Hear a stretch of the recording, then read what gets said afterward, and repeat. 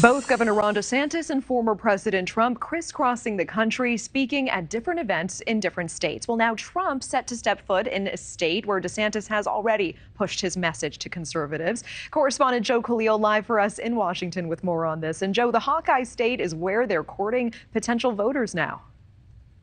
The Hawkeye state is the place to be if you want to run for president, right? And two most likely Republican challengers to do that. Challengers potentially for President Biden in 2024, both heading into their first dueling events, really. Florida Governor Ron DeSantis and, of course, former President Trump, both making stops in Iowa, as we mentioned, as you do if you're running for president and wanting to test out your message and get in front of early Republican primary voters. That is exactly what both are doing. Here's a bit of what Ron DeSantis had to say.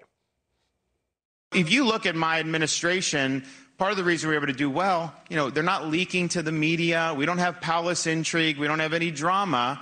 It's just execution every single day. And we end up beating the left every single day.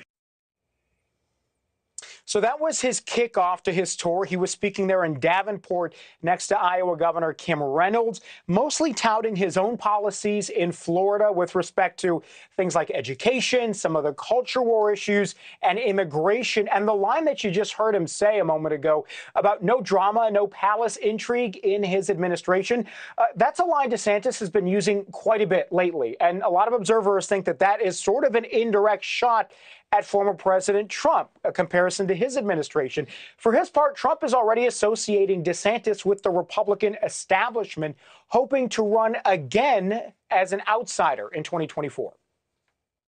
There's only one president in history who has ever taken on the entire corrupt establishment in Washington. And when we win in 2024, we will do it again.